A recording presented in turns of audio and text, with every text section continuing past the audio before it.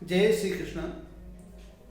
आज का टॉपिक है राज्य के नीति निर्देशक तत्व। जो यूपी पुलिस की परीक्षा 18 फरवरी को होने वाली है।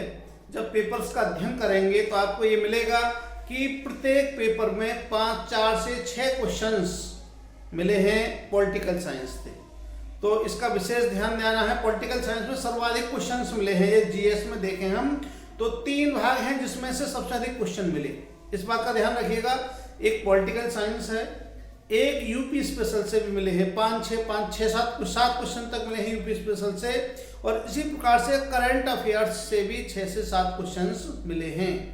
तो जहां 37 क्वेश्चन में इन्हीं का 3 का प्रतिनिधित्व कितना हो गया, 6 और 6 12 और 6 18 लगभग 50%। 17-18 क्वेश्चन इन 3 सब्जेक्ट से ही मिल रहे हैं, बाकी अन्य से हैं, तो इसका महत्व ही अलग बढ़ जाता है।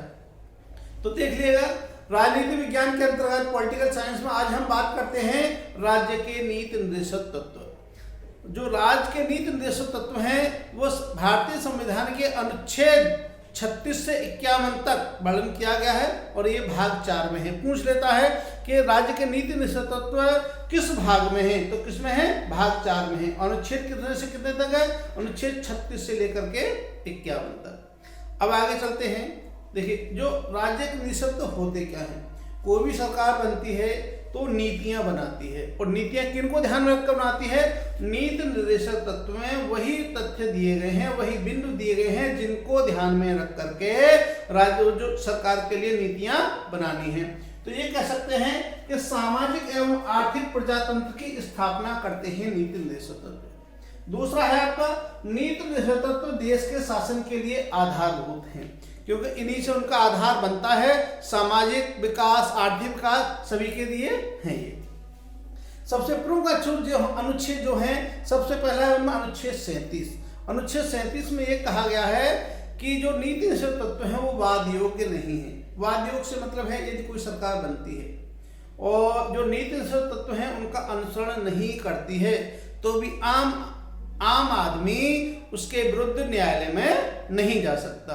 इसके विपरीत यदि इसके लिए हम मूल अधिकार के बारे में लें तो यदि मूल अधिकारों को कोई सरकार बनती है और ऐसे नियम कानून बनाती है जिससे कि हमारे मूल अधिकारों का हनन हो रहा है तो हम लोग कोर्ट में, न्यायालय में जा सकते हैं।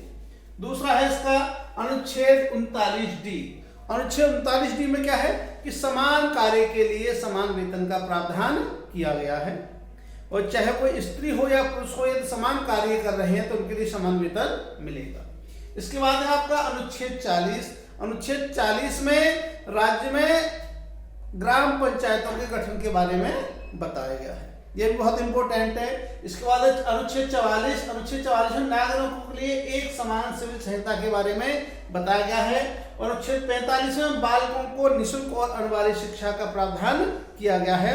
6 से 14 वर्ष के बच्चों के लिए सरकार निःशुल्क और अनिवार्य शिक्षा की व्यवस्था करेगी। और ये अनुच्छेद जो 45 में भी है, लेकिन इसको मूल अधिकार बना दिया गया है और 21A में जोड़ दिया गया है। इसके बाद है आपका अनुच्छेद 47। अनुच्छेद 47 में मद्य निषेध की बात कही गई है। अनुच्छेद 48 का में पर्यावरण संरक्षण, और अनुच्छेद 48 में गौ संरक्षण के बारे में बताया गया है। अनुच्छेद 50 में कार्यपालिका से न्यायपालिका का पृथक्करण की चर्चा की गई है, और अनुच्छेद 51 में अंतर्राष्ट्रीय शांति व सुरक्षा की वृद्धि की गई है। तो एक बार 2 बार देखेंगे आप वीडियो तो आपके महत्वपूर्ण अनुच्छेद याद हो जाएंगे। और इनमें सबसे ज्यादा महत्वपूर्ण अनुच्छेद है आपके, देखो 39D जो समान कार्य के लिए समान वेतन वाला है। अनुच्छेद 40 ग्राम पंचायतों के संगठन की बात की गई है। अनुच्छेद 44 नागरिकों के लिए समान संहिता।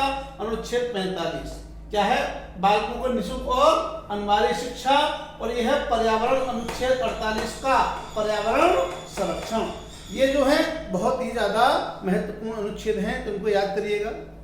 यदि आपको वीडियो पसंद आए तो अपने मित्रों के लिए शेयर करें, और अन्य नई वीडियो प्राप्त करने के लिए चैनल को सब्सक्राइब करें। इसी के साथ जय श्री कृष्ण, जय हिंद, जय भारत।